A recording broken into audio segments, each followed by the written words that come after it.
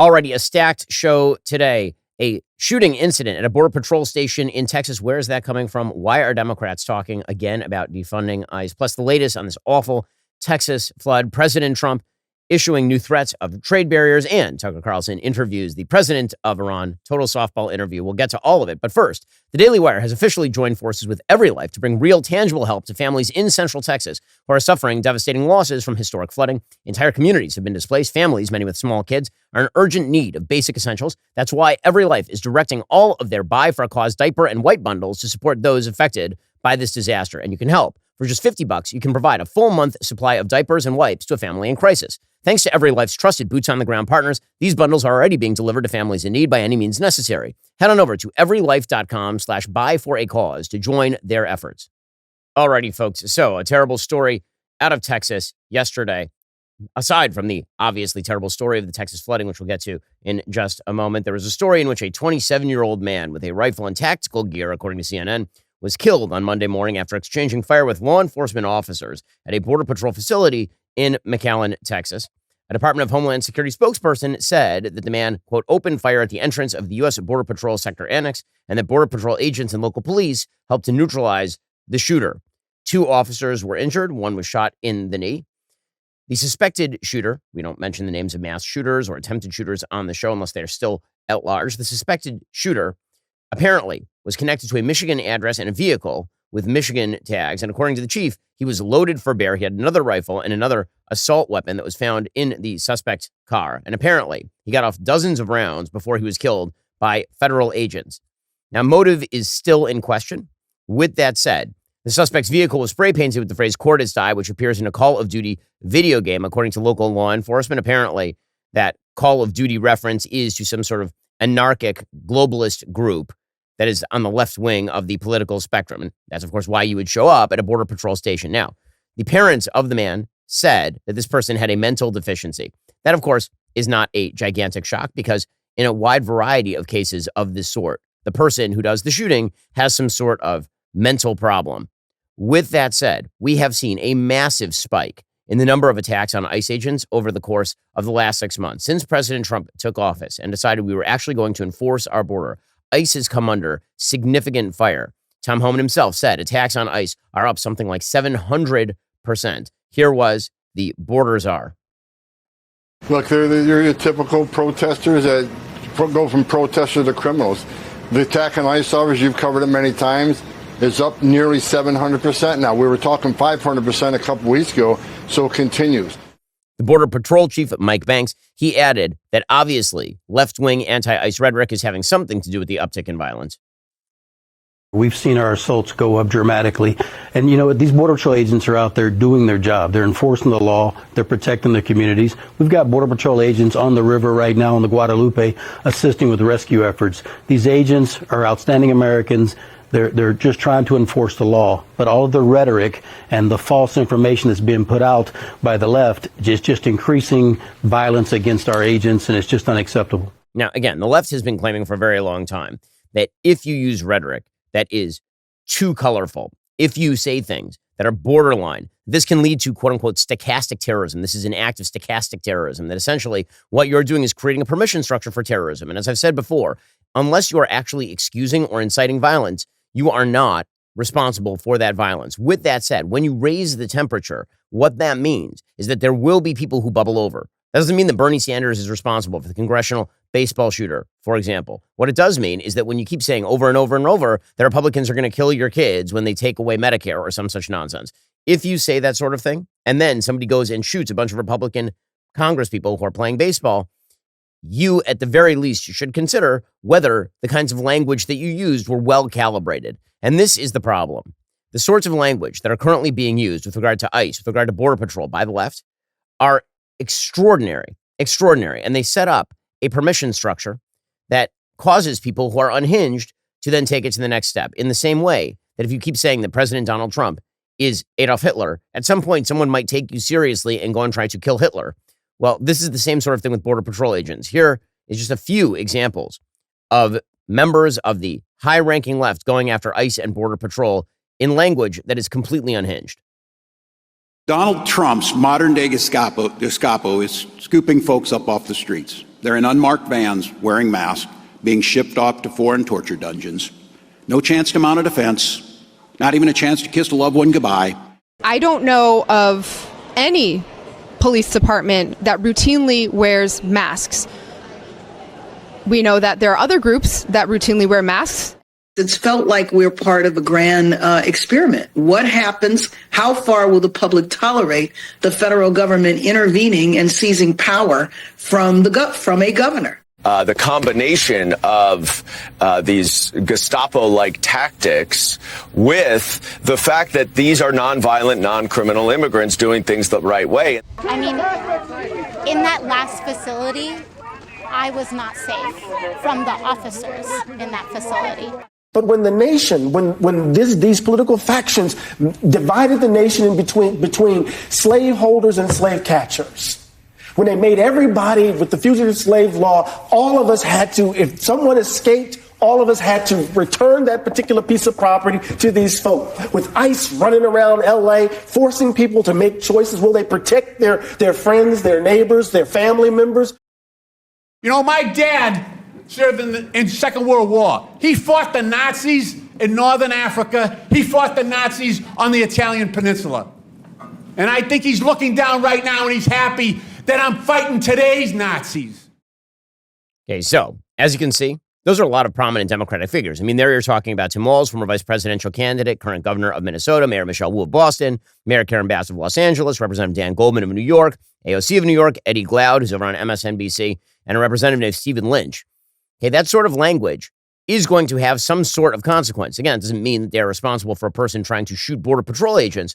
If you keep increasing the temperature, and if you keep excusing violence on the other end, which is the other thing that Democrats have been doing for quite a long while here, ranging from the sort of violence we saw during the BLM riots of 2020 to the excusing of the alleged murderous actions of Luigi Mangione on the streets of New York. When you do that sort of stuff over and over and over, you're obviously going to lead to an uptick in violence. I mean, this is really obvious. And you may not like President Trump's immigration policy. That is your prerogative. It is also the law of the land that you are not allowed to cross our southern border illegally and just live here. That is the law of the land. If you don't like that law, maybe you should talk to your congresspeople. If you don't like that law, perhaps you should try to change that law. That's how it works in a democracy. You don't get to simply call the people who are enforcing the law Nazis and Gestapo, and then act all surprised when people attack the supposed Nazis and Gestapo in our midst. This is a point made by Caroline Leavitt over at the White House yesterday.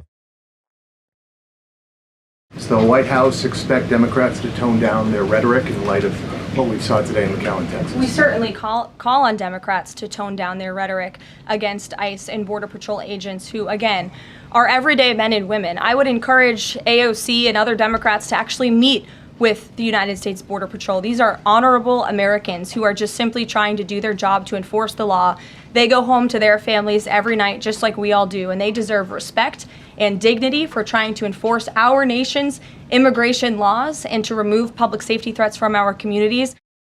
Alrighty, coming up, an ICE raid in LA, and LA's mayor is doing the performative work Democrats love to do. First, you know, there's a lot of great stuff the administration is doing, ranging from actually enforcing the border to an excellent foreign policy, which we'll get to a little bit later on in the show. But it's difficult for them to take your personal finances into account when they are trying to right the country. That's something that you are supposed to do. That's why I recently bought more gold from Birch Gold. Over the past 12 months, gold's value has surged by 40%, driven by central banks purchasing record quantities and global instability reaching levels not seen in decades. Luckily, Birch Gold has made owning physical gold remarkably straightforward, allowing you to easily convert existing retirement accounts like IRAs or 401ks into tax-sheltered gold IRAs, or simply purchase gold for secure home storage. It's super simple. I got on the phone with them, got their advice, and then bought gold, and now it's in my safe. Just text my name, Ben, to 989898. Birch Gold will send you a free info kit on gold. There's no obligation, only useful information. With an A+ rating with the Better Business Bureau, tens of thousands of happy customers, including me. Take control of protecting your savings today. Text the word Ben to 989898 to get started. Again, text my name, Ben, to 989898 to get started with my friends over at Birch Gold. Also, summer is here. Nothing beats firing up the grill with family and friends. Here's something that might shock you. Over 85% of grass-fed beef in U.S. stores is actually imported. That meat on your barbecue could be from anywhere with questionable safety standards and hidden additives you can't even pronounce. That's why you should switch over to GoodRanchers.com for all your summer grilling. Every single cut, beef, chicken, pork, is 100% American source. Born and raised right here on local family farms. No antibiotics ever, no added hormones, no seed oils, just pure clean meat that tastes incredible on the grill. And here's the best part. It's delivered straight to your door, so no more last-minute grocery runs when you're prepping for that weekend cookout. Good Ranchers connects American families to American farms. People in my team have been receiving tons of stuff from Good Ranchers, and they are all looking just better, healthier, and happier because, come on, meat. Right now, when you subscribe to any Good Ranchers box, you get your choice of free meat for life. That's free Wagyu burgers, hot dogs, bacon, or chicken wings in every single box. Plus, use my code BEN and check out, get an extra $40 off. Visit GoodRanchers.com, use code BEN for $40 off, plus free meat for life, because the moments that matter deserve meat that's made right. Good Ranchers, American meat delivered. Okay, so all of this culminated yesterday with a face-off between members of ICE and Border Patrol agents and Mayor Karen Bass of Los Angeles. So yesterday, federal agents, accompanied by members of the National Guard, according to Fox News, conducted an immigration raid in Los Angeles. This is on Monday. They did this in an area near MacArthur Park, which has a large immigrant population. That part of the city is heavily Hispanic. There's a lot of MS-13 in that particular part of the city. MacArthur Park, for anybody who used to live in Los Angeles, is not exactly the kind of place that you go to hang out with your kids like a normal weekday. It may look that way because all the federal agents have shown up at this point, but very often you're looking at open air crime, drug trade, gang members hanging out. It's not a safe place, MacArthur Park. This has been known in LA for a very, very long time. In any case, U.S. Border Patrol agents were seen on horseback in the park. Law enforcement military-looking vehicles were stationed in the area. Nobody was actually arrested, but the minute that the cops showed up, everybody sort of ran away. At that point, Mayor Karen Bass appeared at the scene and demanded to speak with the ICE leadership, saying they needed to leave right now. They need to leave because this is unacceptable. And she showed up to yell at the Border Patrol agents. The Border Patrol chief, Gregory Bovino, told Fox News he got on the phone with Karen Bass and she demanded the raid be stopped. And he said, I don't work for Karen Bass. Better get used to us now because this is going to be very normal soon. We'll go anywhere, anytime we want in Los Angeles. And then she said, well, this is awful because minutes before there were more than 20 kids playing and then the military comes through. Okay, so first of all, I'd just like to point out that the military were not going to shoot the kids. They're not going to arrest the kids. Okay, this very bizarre notion that exists on the left that anytime kids see a member of law enforcement, that's some sort of traumatic event. I just got to tell you, my kids see law enforcement all the time, really, because my kids go to a Jewish school, which means they're constantly surrounded by law enforcement. The idea that if law enforcement or ICE shows up, that immediately some kid has been deeply traumatized. The military is coming through. That this is like Serbia or something. Can you stop, please? Really? She said, there's no plan other than fear, chaos, and politics. Home Depot one day, a car wash the next, armed vehicles and what looks like mounted military units in a park the next day. What happened to the criminals, the drug dealers, the violent individuals who were in the park today were children. It was their summer day camp. Those kids now have no activities. Well, no, actually, they showed up for like an hour and then they left. They were ushered inside so they didn't get exposed to the troops. Wow. I mean, God forbid that they should see a member of ICE. Wow, that'd just be terrible. As far as what happened to the criminals, the drug dealers, the violent individuals, well, I mean, what happened is that you declared yourself a sanctuary city and said you wouldn't work with ICE.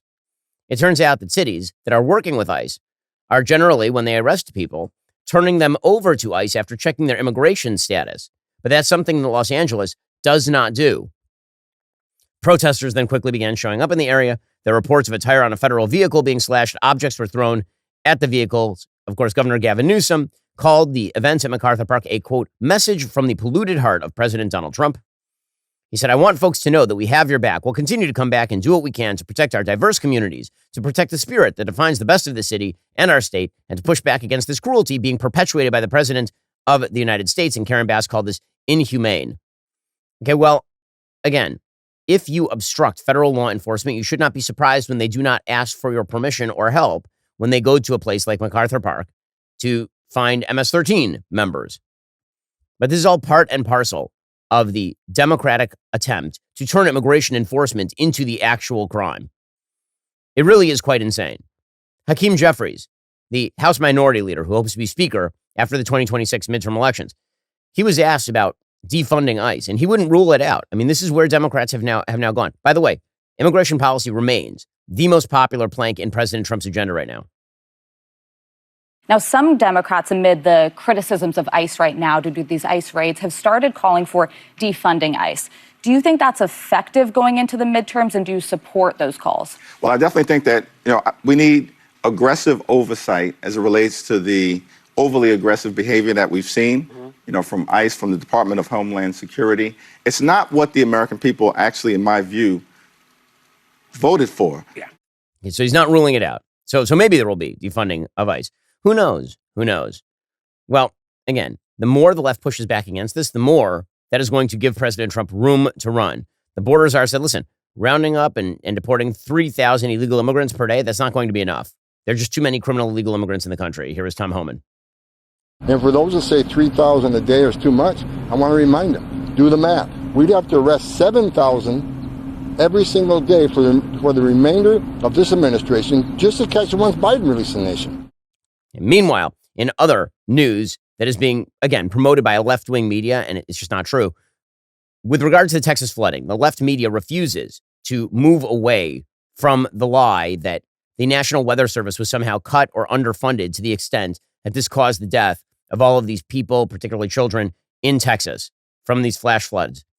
CNN's Juliette Kayyem, she knows better, but she's still out there suggesting that she doesn't know if there's a direct line between these NWS cuts and flooding. But okay, you should not make the suggestion unless you have the data. These sorts of unsubstantiated allegations are not good. They are bad journalism. And by the way, just bad practice as a human being. These cuts to the National Weather Service, to NOAA, to FEMA, the potential elimination of FEMA, we will miss them when they're gone. I think we need to say that now. I don't know if there's a direct line between the National Weather Service and cuts and what happened.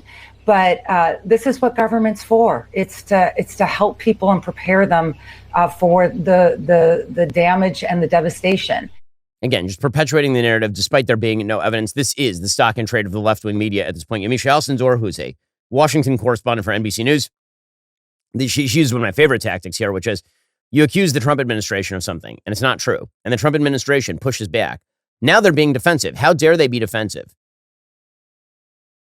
The White House is also pointing to meteorologists that we've seen in Texas saying that there were staffing concerns, but that there were no staffing issues that led to ample warnings not be giving out in the way that they were. We at NBC News have also talked to some people, meteorologists and others, who say that the National Weather Service had the staffing that it needed, even though, again, that there were concerns about staffing. We've also, of course, I'm sure Julie's going to tell us about the lawmakers that that are now wanting this issue to be more investigated. But the White House here taking a really defensive posture on the idea that anything that President Trump did hurt the people in Texas. And the White House press secretary also saying that the president wants to give Texas any of the resources it needs in this moment. Okay, so how dare they take a defensive posture when you accuse them of something totally false? What are they supposed to do? Sit there and say, okay, you're lying. When you say things that are not true, of course they're going to take a quote-unquote defensive posture. If you punch somebody and they try to defend themselves, they didn't do anything wrong. They're defending themselves. Here's Caroline Leavitt ripping the fake news surrounding the National Weather Service staffing accusations. These offices were fully staffed. The San Angelo office was fully staffed with 12 forecast meteorologists. There were no vacancies. The San Antonio office was operating with 11 forecasters. And as Brian said, the union themselves said that there was adequate staffing. So I think those words speak for themselves and the numbers speak for themselves. This was a once-in-a-century flash flood, a tragic natural disaster, and the administration is doing all that we can on the ground to help these families. And so, again, is that defensive or is that just her telling the truth? Meanwhile, no story in America can be complete without some sort of nonsense racial angle added to it. A former Houston city official appointee, mayoral appointee, has been raging apparently over the coverage of this girls' camp, Camp Mystic, which she says is only being covered because it's largely white, as though if a bunch of black kids got washed away by a flash flood, that wouldn't be a story. Okay, so I'm old enough to remember when a lot of that sort of stuff happened during Hurricane Katrina. And actually, it was a much bigger story because of the race of the people who were being disproportionately killed in Hurricane Katrina. Because then the president of the United States was accused of being a racist. So this is just false on the merits, but it also shows how race talk can just warp your brain. I know I'm probably going to get canceled for this, but Camp Mystic is a whites-only girls' Christian camp. They don't even have a token Asian. They don't have a token black person. It is a all white, white-only, conservative Christian camp. If you ain't white, you ain't right, you ain't getting in, you ain't going, period. And I think that context needs to be said in this matter. It's not to say that we don't want the girls to be found, whatever girls that are missing or whatever right now, but you best believe, especially in today's political climate, if this were a group of Hispanic girls, especially with them being in East Texas, it should be most likely Hispanic. If this were a group of Hispanic girls out there, this would not be getting this type of coverage that they're getting. No one would give a f***. She then went on to say that the parents of these little girls would be saying things like they need to be deported, they shouldn't have been here in the first place. What is wrong with people? Honest to God. Coming up, the big Epstein revelation. There is no big Epstein revelation. And some people are losing sleep over it. Well, I have a solution. It's a better mattress. I always assumed restless sleep was inevitable, night after night, tossing, turning, waking up with that aching back. I'd convinced myself that's how sleep was supposed to be. Then I tried Helix Sleep, everything changed. It's truly been transformative for my sleep quality. Now, I easily fall asleep in minutes, even when current news stories are demanding my attention. What makes Helix different is they don't just sell you a random mattress. They actually match you with the perfect one for your body and sleep style. Whether you're a side sleeper, back sleeper, somewhere in between, they have you covered. They make it so simple to get your best night's sleep every night. All you have to do is take their sleep quiz, get matched with a custom mattress based on your body type and sleep preferences. Trust me, when you find the right match, you'll wonder how you ever slept on anything else. I have a firm but breathable mattress. It's awesome. You should get a mattress made just for you. Right now, Helix is offering an incredible sale. Visit helixsleep.com/Ben. Get 27% off site-wide. That's helixsleep.com/Ben. Get 27% off site-wide. Make sure you enter our show name after checkout so they know we sent you. Again, just visit helixsleep.com/Ben for this exclusive offer. That's helixsleep.com/Ben to get started. Also, nearly half of American adults would face financial hardship within 6 months if they lost their primary income. Well, Policy Genius makes finding life insurance simple, helping you secure real coverage so your loved ones have the financial safety net they need when it matters most. With Policy Genius, you can find life insurance policies starting at just $276 a year for $1 million in coverage. It's an easy way to protect the people you love and feel good about the future. Policy Genius is the country's leading online insurance marketplace. It helps you compare quotes from America's top insurers in just a few clicks to find your lowest price. Their team of licensed agents walks you through the entire process, step by step, handling paperwork, advocating for you, while clearly laying out all your options, coverage amounts, prices, terms, no guesswork. With thousands of 5-star reviews on Google and Trustpilot, Policy Genius has earned customers' trust by helping them find the best policy fit for their needs. Don't wait for a crisis to realize you're unprotected. Head on over to policygenius.com/Shapiro, compare top-rated life insurance policies, get your lowest quote, make a smart move in under 10 minutes. That's policygenius.com/Shapiro. Again, policygenius.com/Shapiro. That's policygenius.com/Shapiro. Social media has just rotted brains. It has created these echo chambers where you believe that you can say things that are completely specious and truly ugly, and that real people do not exist in the real world who will be upset about that. And that's just unbelievably silly. I mean, that is the line that links all of this together, is this belief that what you say online has no real world consequences. Obviously, it does. Obviously, it does. Now, again, that doesn't mean that you're responsible for terrible things happening if you say something terrible. What it does mean is that being responsible about the language that you use and the ways in which you approach issue, that should actually be a prerequisite to being taken seriously in the world. And that's really on us. It's on everybody who's consuming. It's on the audience to determine who to take seriously and who not to take seriously at this point. Okay, meanwhile, President Trump has unleashed the tariff talk again. He has sent a series of tariff letters to a bunch of countries on Monday, pairing new rates with an explicit warning that even those could change at any time. This is according to Axios. After months of threats, President Trump is abruptly re-escalating the trade war. So he posted copies of the letters to Truth Social, starting with South Korea and Japan, both of which were hit with 25% tariffs. Those are effective as of August 1st. They have not kicked in again. The idea is going to be that this is sort of a final push, final chance for them to get something done before those higher tariffs kick in. Those tariff rates are similar to what the White House announced on the April 2nd Liberation Day before swiftly pausing the implementation for 90 days. He then posted similar letters to Myanmar, 40% tariff, Laos, 40% tariff, Thailand, 36% tariff, Cambodia, 36% tariff, Serbia, 35, Bangladesh, 35, Indonesia, 32, Bosnia and Herzegovina, 30, South Africa, 30, Kazakhstan, 25, Malaysia, and Tunisia, 25. Many of those rates were slightly lower than April or unchanged. Cambodia's rate dropped 13 percentage points from the original target. According to the letter, quote, if you wish to open your heretofore closed trading markets to the United States, eliminate your tariff and non-tariff policies and trade barriers, we will perhaps consider an adjustment to this letter. That's what the letters to the South Korean and Japanese leaders say. Later, President Trump told reporters at the White House the August 1st deadline was firm, but not 100% firm, saying that he would be open to listening to offers. He said, if for any reason you decide to raise your tariffs, whatever the number you choose to raise them by will be added onto the 25% charge that we will drop on you.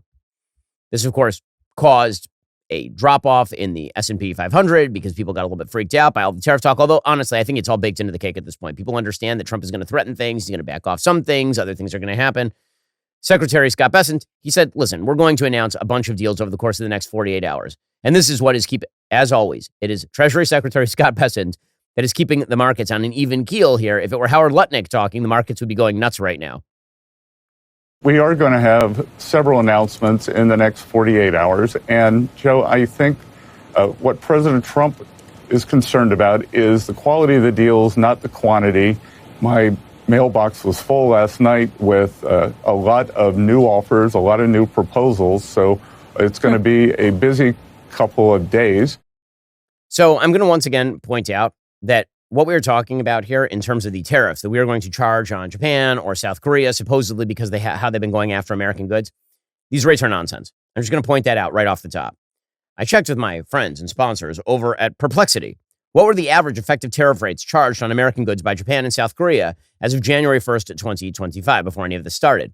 Japan, effective average tariff rate, approximately 1%. This figure represents the ad valorem equivalent tariff rate across all industries as calculated by the World Bank and UNCTAD databases. Most U.S. goods, especially industrial and manufactured products, face very low tariffs in Japan due to existing trade agreements. Notably, tariffs on U.S. autos and auto parts are 0%. Agricultural tariffs have been reduced to trade equivalent to the TPP agreement. South Korea ranged somewhere between 0.19% and 2.87%.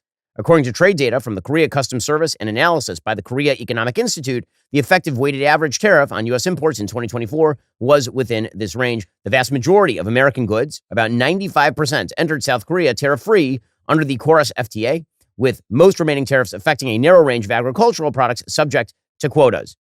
Okay, so you might ask, what about non-tariff trade barriers, like subsidies to various products and goods in these particular areas?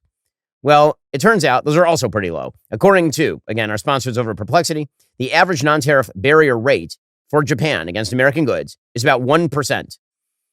For automobiles, non-tariff barriers are notably higher, with ad valorem equivalents estimated at somewhere between 8 and 11%, and those stem from regulatory requirements, non-recognition of U.S. safety standards, and distribution challenges. Agricultural products, non-tariff trade barriers for vegetables are about 3%. For seafood, they're close to 0. Rice faces really, really high tariffs, about 400%, but U.S. rice often enters under duty-free quotas, so the NTB impact is less pronounced for quota imports. And again, the reason Japan is trying to protect its domestic rice industry is because that is a key food staple in Japan. So it's almost a security issue for them in Japan. In South Korea, the non-tariff barrier rate, well, there are significant non-tariff barriers in South Korea that include regulatory and emission standards, approval processes, distribution requirements. For agriculture, there are certain standards that American products supposedly do not meet. Generally, again, according to our sponsors over at Perplexity, NTBs can add the equivalent of 3 to 10% to the cost of U.S. exports. So if you're talking about total, they're nowhere near the 25% that President Trump has been talking about. With all that said, this is why I expect that Secretary Bessent is going to come up with some sort of win-win for President Trump, where Trump is going to get to declare some sort of trade victory, but we are going to avoid these gigantic tariffs that he is set to drop on a wide variety of countries, including Japan and South Korea. As a general area of policy, we should not be dropping gigantic tariffs, particularly on countries that we are trying to ally against China. Japan is threatened by China. South Korea is threatened by China. We should be trying to draw those people in, not trying to alienate them outward so that they are going to trade more with China. If you wish to box in China, you have to set up a ring of trade fire around China, and that would involve more free trade agreements, not fewer free trade agreements with places like Japan and South Korea. Okay, meanwhile, in the most controversial story of the day, the Epstein files, there are none, apparently. Now, again, a lot of people were shocked by this. I'm less shocked by this than some. The reason being, whenever there's this level of speculation without any sort of supporting evidence, it's not a shock to me when all that sort of falls apart. Michael Tracy, a journalist with whom I frequently disagree on a wide variety of issues, Michael Tracy has a thread on X where he explains, he said, the key Epstein victim who made the most sensational claims of being trafficked to powerful third-party individuals, Virginia Giuffre, was not even called by prosecutors as a witness in the 2021 Ghislaine Maxwell criminal trial because her credibility was in such tatters. The whole mythology around this case is largely based on the claims of one mentally unstable serial fabulist, Jeffrey, who eventually had to admit in a civil settlement she had falsely accused Alan Dershowitz of depraved sexual crimes for nearly a decade. Nonetheless, she was able to eventually extract a few £1 million from Prince Andrew, the only other third-party individual she actually sued, despite naming a huge array of prominent individuals over the year with zero credible evidence, and despite having the dogged assistance of some of the most high-powered attorneys in the world. Prince Andrew, as Michael Tracy points out, was in the throes of a PR disaster after his infamous 2019 BBC interview. So opting for a settlement with royal family funds rather than standing trial in the United States was probably the sensible course of action from his perspective. This was the sole third-party settlement Jeffrey ever successfully reached, despite claiming she was trafficked to an extraordinary cross-section of prominent individuals, including George Mitchell, Bill Richardson, Marvin Minsky, etc. None of the women who testified in the Maxwell criminal trial claimed they were trafficked to third parties. Jeffrey, clearly in the grips of a worsening psychological crisis, died earlier this year. Unfortunately, but doesn't change the fact that so many of her wild, extravagant claims turned out to be totally baseless, despite serving as the evidentiary foundation for this blinkered Epstein mythology, which continues to persist despite an increasingly tenuous connection to any observable reality, having been egged on recently, playing to the fevered imaginations of right-wing social media. The entire Epstein saga, says Michael Tracy, has long since turned into an enormous cash cow, with even J.P. Morgan settling for $290 million simply because Epstein was a former client. The feeding frenzy litigation has been endless from every angle and is still ongoing. We're supposed to believe that not one of these rich and powerful American men, to whom everyone assumes Epstein must have trafficked scores of children, could have been successfully sued at any point in the past 10 plus years and coerced into a generous settlement, particularly in the context of Me Too mania, from which this affair gained such outsized cultural notoriety. Epstein himself was clearly a dirtbag and openly confessed to a pathological obsession with procuring teenage girls for himself. But the grander web of creepy conspiratorial intrigue that's enveloped this case and turned it into a weird, tantalizing, unfalsifiable mythology that won't go away is just an extension of the unhinged fabulism pioneered by the original accuser. That seems to me the most obvious answer to what the hell was going on here. And again, open questions are open. But at a certain point, if the FBI and the DOJ not run by Democrats, first of all, we should point out, Democrats running the FBI and the DOJ would have had a pretty large incentive, would they not, to have dumped an Epstein file on, say, Donald J. Trump. Would they not? I mean, we know for a fact that in 2016, the intelligence community coordinated to set up an entire op surrounding Donald Trump's supposed collusion with Russia. Do you think that under the auspices of Joseph R. Biden and the rest of the Biden administration, if they had one single iota of evidence, for example, that Jeffrey Epstein had been trafficking underage girls to Donald Trump, that wouldn't have been on the front page of every single newspaper in the world the next day? Like the day after Joe Biden was elected? Are we really to believe that? Seriously? It strains credulity. And as far as the accusations about these other men, again, these are very prominent men. Michael Tracy's making a good point. The burden of proof in a civil trial is much lower than the burden of proof in a criminal trial. All you have to do is win by preponderance of the evidence. And when you're talking about young girls, now young women or middle-aged women, suing powerful older men, the possibility of a settlement is very high. So why weren't there any of those things? Right? A lot of that was studiously avoided during all of the Epstein talk, which again was spicy and interesting and fascinating because conspiracies are usually spicy and interesting and fascinating. And of course, Epstein's death was suspicious. And by the way, the memes were funny. I mean, let's be real. The memes were funny of Hillary Clinton sneaking into jail at night to get Bill Clinton off scot-free because he was trafficking in girls. And Jeffrey Epstein was a weirdo with pictures of Bill Clinton in a dress, aside from being a sick sexual deviant who should have been arrested and executed a long time ago for his crimes against children. Okay, so put all of that aside. What does this demonstrate? Well, it demonstrates that once a conspiracy theory gets going, it becomes utterly unfalsifiable. Utterly unfalsifiable. And no matter how much evidence is provided, and even if the people you trust are put in charge, it's still even more unfalsifiable. So listen, it's justifiable for people like J.D. Vance, who was the vice presidential candidate at the time before the election, to call for the release of an Epstein list because, frankly, people thought there was an Epstein list. However, the evidence suggested there really was not an Epstein list if you were watching this case with any sort of eagle eye. This is J.D. Vance before the election. Everybody in politics has a vice that's much worse than alcoholism is the way that I put it. But we release the list. Seriously, we need to release the Epstein list. That is an important thing. Okay, so the problem is that when you feed this, at a certain point, it's going to blow back on you when it turns out that you open Al Capone's vault like Geraldo Rivera, and there's nothing there, which is actually what seems to have happened right here. The person who's receiving the most blowback on this, of course, is Attorney General Pam Bondi, because Attorney General Bondi back in February had suggested that the Epstein list was sitting on her desk. Don't say this sort of stuff if you don't got the goods. If you don't got the goods, don't say it. But again, this goes to our social media-driven age, where you are likely to score points and garner loyalty for making commitments that you can't actually cash in. The DOJ may be releasing the list of Jeffrey Epstein's clients. Will that really happen? It's sitting on my desk right now to review.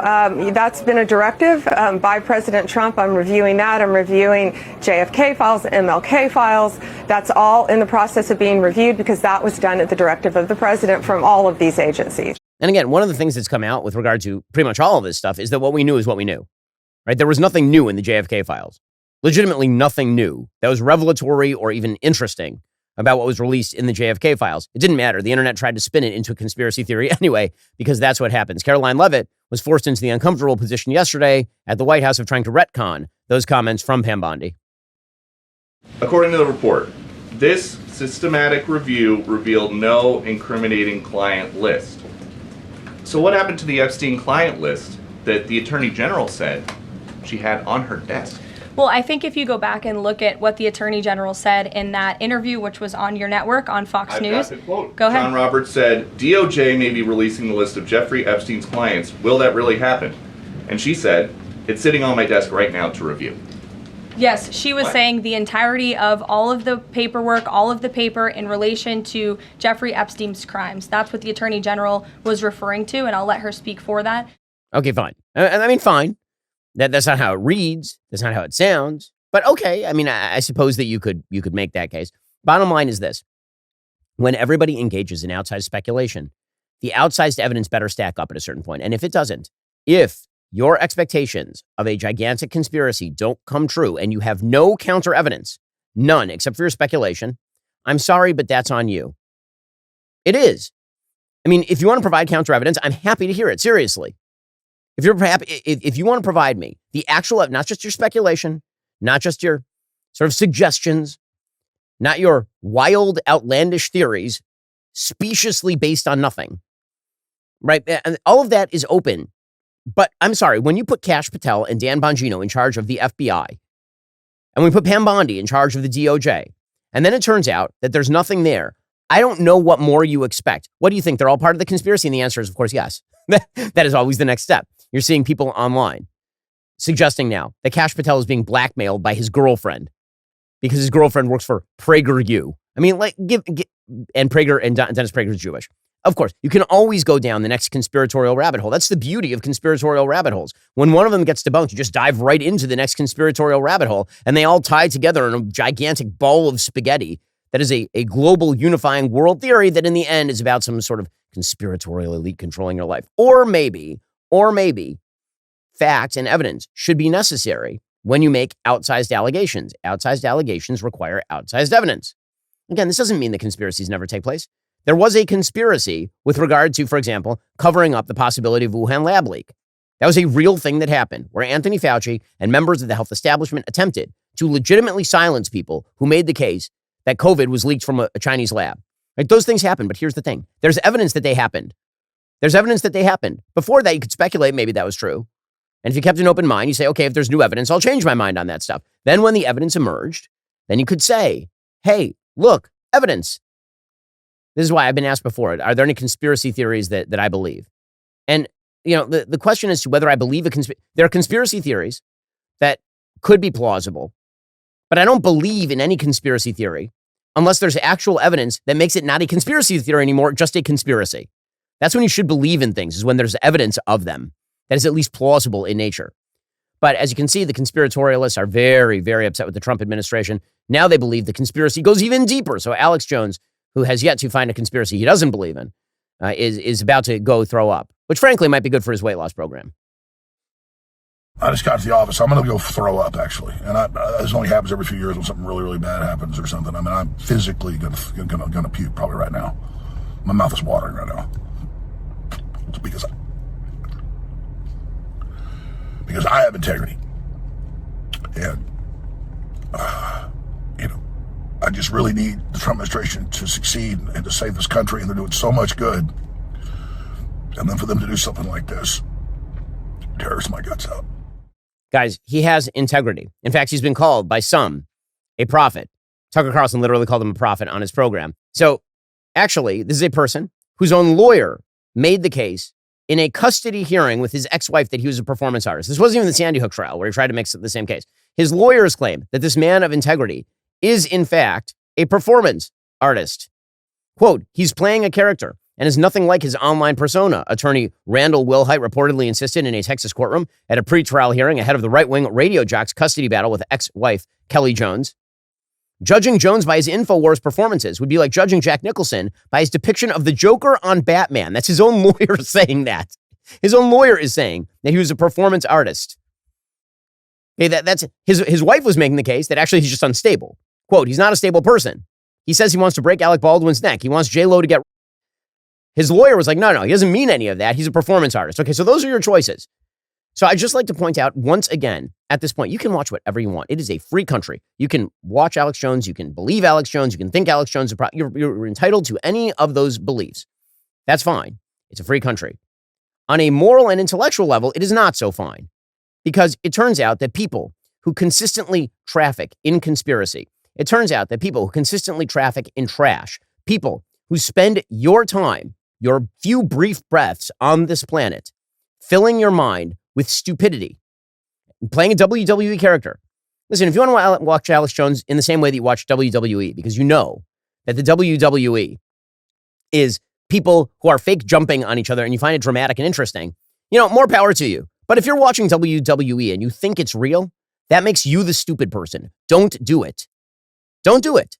Seriously, it makes you dumber. It just makes you... In the end, you're responsible for the information that enters your brain and your independent judgment of that information. But if people are consistently being inauthentic, if people openly acknowledge that what they're saying to you publicly and what they say privately are two different things on the same matters, well, then maybe you ought to take what they say with a grain of salt rather than suggesting that, for example, Donald Trump is lying to you about Jeffrey Epstein, or Dan Bongino, with whom I am friends, is lying to you about Jeffrey Epstein, or Kash Patel, the head of the FBI, is lying to you about Jeffrey Epstein, because those are your only two choices here. Either Alex Jones, as is usual, blew a conspiracy theory out of proportion, and so did the rest of the internet, or Dan Bongino and Kash Patel and Donald Trump are all lying to you. Those are your choices. There is no third choice. President Trump, for his part, says, quote, the FBI, under the direction of Director Kash Patel and Deputy Director Dan Bongino, is back to the basics, locking up criminals, cleaning up America's streets. We have the greatest law enforcement professionals in the world, but politics and corrupt leadership often prevented them from doing their job. That is no longer the case, and now they've been unleashed to do their jobs, and they're doing just that. Keep it up. Make America safe again. So that's President Trump defending the people that he selected for these jobs. And again, I'm just going to point out for the 1,000th time here, Dan Bongino and Kash Patel were both suspicious of the Epstein list stuff. They were both into the theorizing, and then they saw the evidence. And like the honest people they are, they came to a conclusion about that evidence, period. You may not come to that same conclusion, but now you should be forced to provide your evidence before you call people like Kash Patel and Dan Bongino, and by the way, the President of the United States, liars on this matter. So why is there such resistance? Once the conspiracy is essentially exploded by people like Kash Patel and Dan Bongino and President Trump and Pam Bondi and all the rest. Once that happens, why do people double down? And the question has to be answered by looking at the mentality of people who do the doubling down. Again, you can believe this stuff or speculate about this stuff, but once the evidence comes out, that's a different class of people who've decided to double, triple, quadruple down and look for a way to somehow weasel their way out of having to provide any evidence. It's a worldview. And that worldview basically says that there's always an elite that is controlling the events in your life. And those elites are able to get away with literally anything. They have almost godlike powers over your life. And once those elites are unmasked, then suddenly the world will become a better place. And so every time it turns out that a conspiracy theory is untrue, it undermines your case unless you make the case that actually the elites got away with it again, in which case you are strengthening your case. Actually, a conspiracy debunked in many cases for these folks actually strengthens their broader great conspiracy theory, which is that there is a group of small elites who are running every aspect of your life and they get away with everything. And when they get away with this one, it actually makes you more passionate about the fact that they got away with it, as opposed to maybe taking a look at your core theory, which is, no, maybe there isn't this like small group of elite who's controlling every aspect of your life. Again, this doesn't mean that every conspiracy is untrue. There are conspiracies that exist. And we don't even argue on them. Right? Alex Jones and I may agree that there was a conspiracy to silence the Wuhan lab leak theory. The question is, why double down on theories that are already debunked? Why double down on theories that are widely derided as dumb? Why double down on theories that have no evidence to them? And the answer is, those are precisely the theories you must double down on. You must. Because if there is a group of unanswerable, unpunishable elites, it excuses all of your day-to-day life. It excuses your activities. It excuses your failures. It excuses why you're so angry at, quote unquote, the system. And it requires no actual action from you other than railing at the moon. All right, meanwhile, to the great disappointment of so many, President Trump lives in the world of reality. Again, my common refrain with President Trump, he lives in the world of reality. So remember all that talk by a wide variety of people inside and outside the administration about how Ukraine needed to be abandoned. In fact, there were members of the administration, high-ranking members of the administration, who said they didn't care what happened to Ukraine. And then there were realists, actual foreign policy realists, people who believe in American interests abroad, who said, what would be bad is Vladimir Putin taking the rest of Ukraine and ingesting it, and then being on the borders of Hungary and being on the borders of Poland. That would actually be quite bad. Remember that? Well, it turns out that now President Trump has come to the correct conclusion because reality was there and he acknowledged it. And that reality is Vladimir Putin is not interested in a deal at this current time. President Trump yesterday announced he would continue to provide weaponry and funding to Ukraine. In fact, he might even up it depending on how intransigent Vladimir Putin is being. Are you planning to send more weapons to Ukraine? We're going to send some more weapons. We have to. They have to be able to defend themselves. They're getting hit very hard now. They're getting hit very hard. We're going to have to send more weapons. Yeah, defensive weapons primarily, but they're getting hit very, very hard. So many people are dying in that mess. Okay, so again, great disappointment. You can hear the wails, the gnashing of teeth from the people who called the president of Ukraine rat-faced and sweaty for the great crime of saying he didn't want to be invaded by Vladimir Putin. Pentagon spokesman Sean Parnell said, quote, at President Trump's direction, the Department of Defense is sending additional defensive weapons to Ukraine to ensure the Ukrainians can defend themselves while we work to secure a lasting peace and ensure the killing stops. President Trump even told Ukrainian President Vladimir Zelensky in a telephone call on Friday, according to the Wall Street Journal, he was not responsible for the halt in weapons shipments to Kyiv. He said he had directed a review of Pentagon munition stockpiles after the U.S. struck Iran's nuclear sites last month, but had not ordered the department to freeze the arms deliveries. So, that does actually raise the question as to who in the Defense Department was telling the deliveries to stop. That ought to be investigated because that should not happen unless the President of the United States gives a sign-off, which apparently he did not. The call with Zelensky came shortly after Trump publicly said he was very disappointed and did not make any progress on a Ukraine peace deal in a separate call Thursday with Russian President Vladimir Putin. He said, I'm disappointed, frankly, President Putin hasn't stopped. Again, he lives in the world of reality. And in reality, it is not in America's interest for Russia to be treated as an ally of the United States while they invade a sovereign country, Ukraine, try to kill its leadership and take over the entirety of the country, which borders on multiple NATO countries. This is perfectly obvious to President Trump. It's the reason why he is now doing the thing that people like me have been suggesting that he do, which is, sure, of course, look for an off-ramp. But if no off-ramp is available because Vladimir Putin is not providing an off-ramp, you have to acknowledge reality. It turns out that Vladimir Putin's interests are not the United States' interests. That's what it turns out. And meanwhile, speaking of which, it turns out that there are also countries all over the world, many countries all over the world that do not share America's interests, that have their own independent interests. And those interests are very often at odds with the interests of the United States of America. I know this comes as a shock to many, but it shouldn't, because China, for example, has its own interests.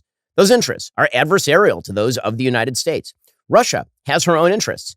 Those interests include being a regional power. In fact, not just being a regional power, being a global power, even if they don't have the capacity to do that. Another country that has its own interests is Iran, which brings us to the much ballyhooed interview between Tucker Carlson and the president of Iran. So the president of Iran is a man named Masoud Pezeshkian. You haven't heard of him because, frankly, the president of Iran is pretty much irrelevant. He is selected by the Ayatollahs. The only people who can run in the election are already pre-selected by the Ayatollahs because Iran, of course, is a Shia Islamic theocracy. A radical Islamic theocracy that has spread its terror tentacles all over the Middle East is responsible for the deaths of thousands and thousands of people, ranging from countries like Iraq and Syria to Lebanon, to the Gaza Strip, to Yemen. They've got their tentacles all over the globe in terms of sleeper terror cells all over the globe, according to every single major intelligence agency in the West. Well, Tucker Carlson obtains an interview with President Pezeshkian, and Tucker explained that the reason he was doing this interview was not to get to the absolute truth. He was not interested in getting to the absolute truth. And this is the part that's sort of fascinating.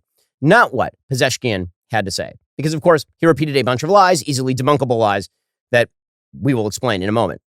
What is fascinating about this interview is Tucker Carlson's approach to the interview. So Tucker has a particular approach to certain figures. So we'll begin by showing you how he treated Ted Cruz. This is how you would treat an adversarial interview.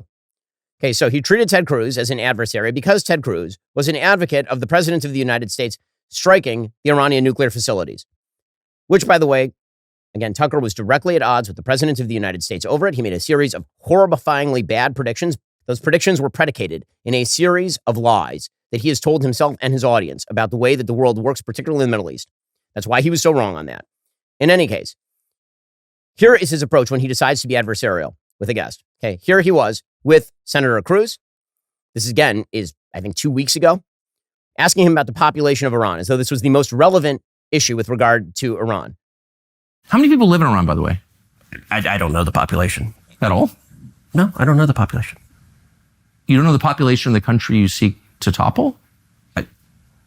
How many people live in Iran? 92 million. Okay. Yeah. How could you not know that? I don't sit around memorizing population tables. Well, it's kind of relevant because you're calling for the overthrow of the government. Why is it relevant whether it's 90 million or 80 million or 100 million? Why is that relevant? Because if you don't know anything about the country... I didn't say I don't know anything about Okay, what's the ethnic mix of Iran? They are Persians and predominantly Shia. Okay, it's not even... You don't know anything about Iran. So okay, I am not the Tucker Carlson expert on Iran. You're a senator who's calling for the overthrow of the government. You're the one who don't know anything about the country. No, you don't know anything about the country. You're the one who claims they're not trying to murder Donald Trump. You're the one who can't figure out if it was a good idea to kill General Soleimani, and you said it was bad. You don't believe they're trying to murder Trump. Yes, I do. Because you're not... Okay, so again, this is what an adversarial interview looks like from Tucker Carlson, right? Badgering people, asking them for very specific, sometimes red herring statistics on matters. By the way, the answer to whether the Ayatollahs ought to run the country does not lie in whether half the country is Persian or 75% of the country is Persian. The answer is about 48%, by the way, but it doesn't really matter very much. The reason being, it can turn out that an Islamic theocracy is not in the best interests of the United States. If the Ayatollahs were to fall, whatever comes next is likely to be better than the current regime. Okay, but put that aside. It is the way he's approaching the interview. And again, this was the constant theme of the interview with Senator Cruz, was him badgering Senator Cruz, being incredibly adversarial. So bottom line is, when Tucker wants to grill people, he absolutely knows how to do it. But he saves his ire for Senator Cruz. He does not save his ire for some of the worst leaders on planet Earth who hate America and literally chant about it. So, for example, another clip from that Cruz interview. Here he was asking Senator Cruz about his biblical beliefs with regard to Israel. Hold on, define Israel. This is important. Are you kidding? This is a majority Christian country. Define Israel? Do you not know what Israel is? That would be the country you've asked like 49 questions about. So that's what Genesis, that's what God is talking about. The nation of Israel, yes. So is that the current borders, the current leadership? He's talking about the political entity called Israel? He's talking about the nation of Israel. Yeah, nations exist, and he's discussing a nation. A nation was the people of Israel. Is the nation They're the descendants God's of referring Abraham. to in Genesis, is that the same as the country run by Benjamin Netanyahu right now? Yes.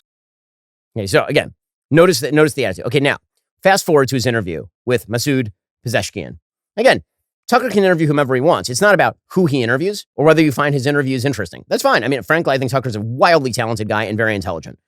With all of that said, if you cannot discern his worldview from the way he approaches these things, I don't know what to tell you. So he leads off before the interview is even released. He explains why he's interviewing. And he says, we were not intending to get to truth, so I didn't ask him any tough questions, effectively.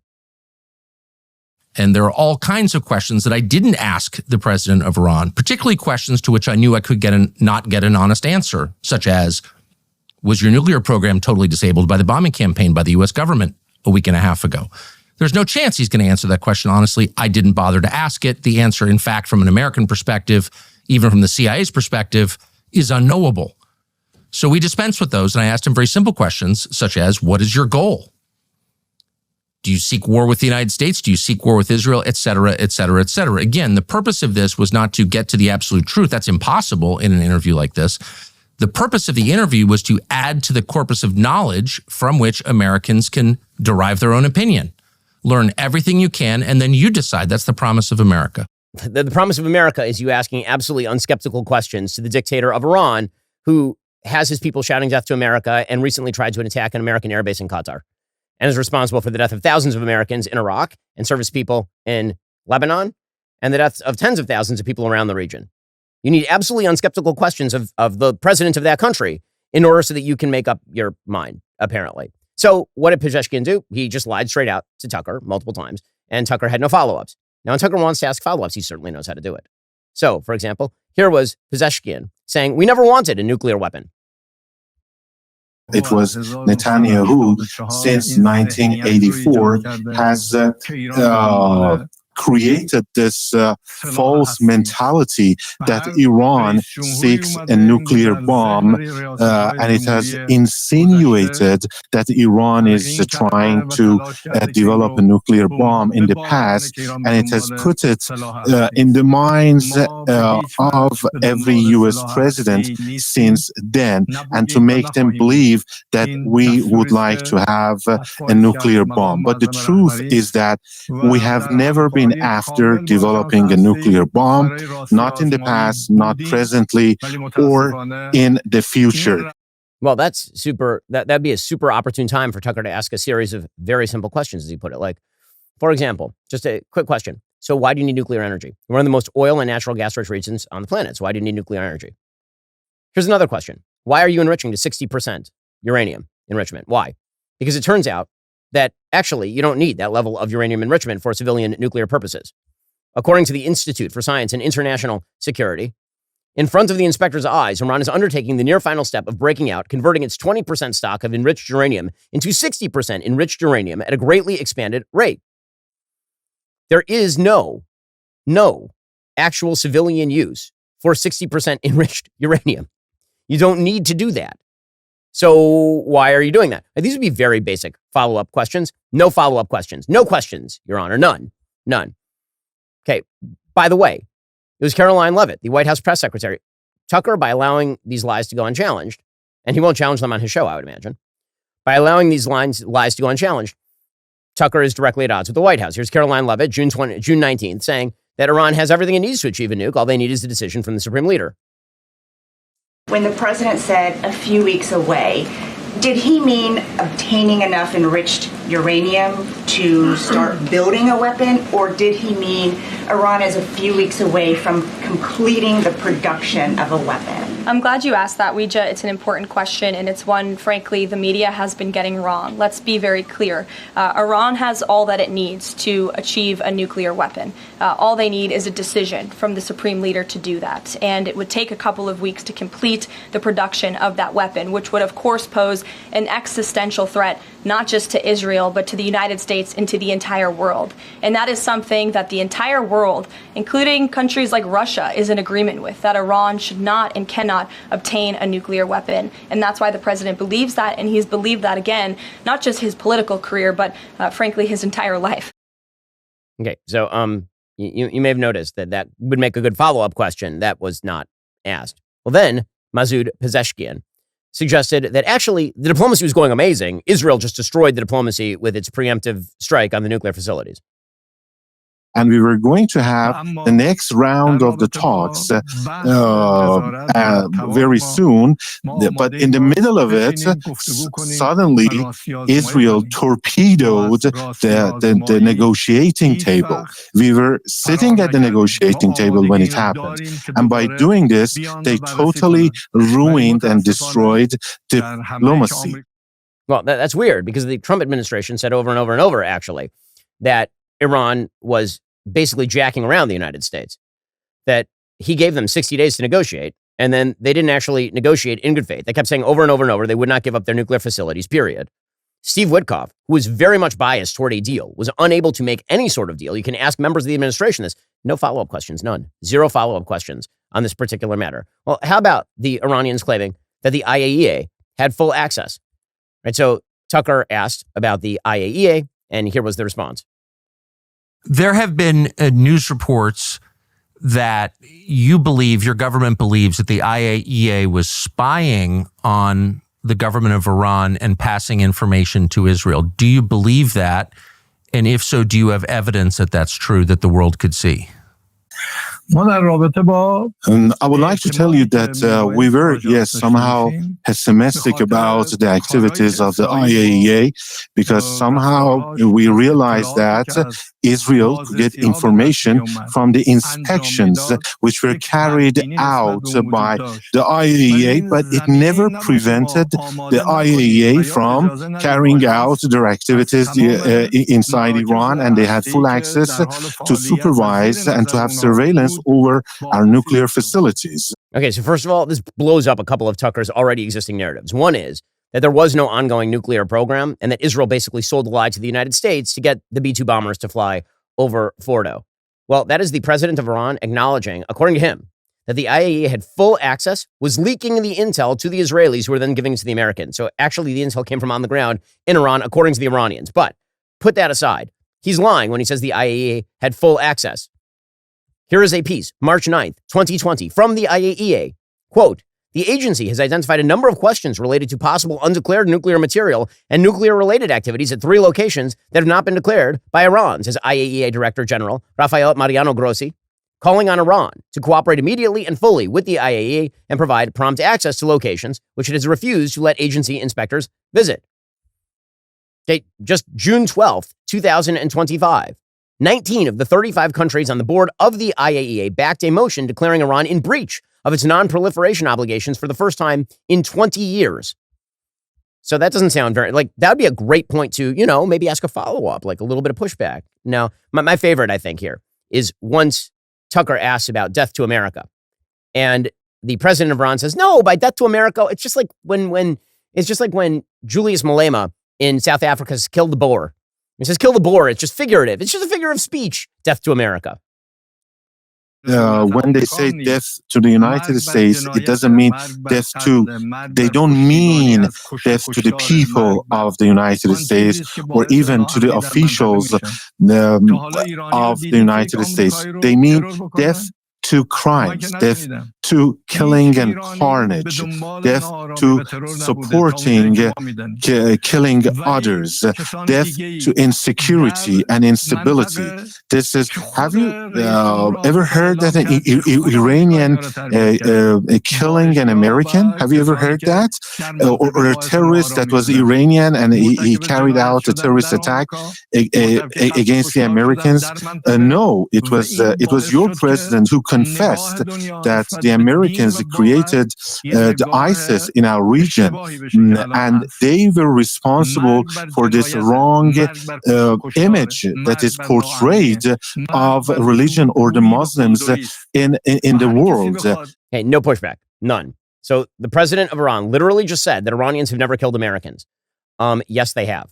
Yes, they absolutely freaking have. Yes, they have. Iranian-backed militias, Hezbollah, in Lebanon, murdered hundreds of American Marines. Iranian-backed militias in Iraq killed thousands of people, including over 1,000 Americans in Iraq. Iranian militias all around the region have threatened Americans, including, again, Iran directly firing a missile. I understand that they pre-coordinated it with the United States, so the United States did not blow them away, but they did, in fact, fire a missile at a U.S. base 2 weeks ago in Qatar. I remember because Tucker Carlson was almost crying about it on air, saying it was a tragedy for his friends in Qatar, his allies in Qatar. He doesn't know what an ally is when it comes to Israel, but apparently Qatar is a deep and abiding ally. By the way, again, this puts Tucker in his failure to ask any basic follow-ups at odds with the President of the United States. Here's President Trump, June 22nd. For 40 years, Iran has been saying death to America, death to Israel.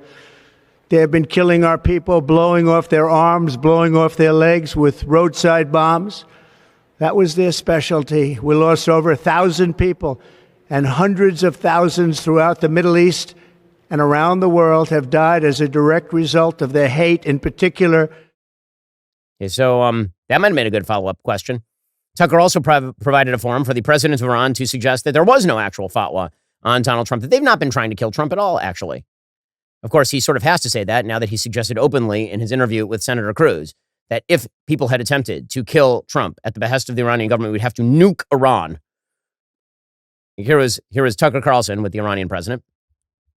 To the best of my knowledge, they have not issued decrees or fatwas against any individual or against Donald Trump. And first off, it has nothing to do with the Iranian government or to His Eminence, the Supreme Leader of Iran. Or what they actually meant by the fatwa was in condemnation of an insult to a religion or religious personalities, and they were actually saying that this is deplorable, this is unacceptable. So it was not directed towards the U.S. president or any other individual. Well, I mean, that's kind of weird, because actually here's a video of the IRGC commander in 2023 saying that, God willing, they'll be able to kill President Trump. That's awkward, a little. But it would be awkward if he'd been asked the question, but he wasn't asked the question because, of course, no follow-ups. God willing, we'll be able to kill Trump or Pompeo or General McKenzie or the military commanders who gave the order. Those are the ones who should be killed. But regardless, they had taken military action. We had to take military action in response. And by the way, there are two separate actual fatwas that have been issued against President Trump. One from Grand Ayatollah Makarem Shirazi, another from Ayatollah Hossein Nouri Hamadani. And you may have noticed, as I said at the top, that Iran is an Islamic theocracy. It is a dictatorship.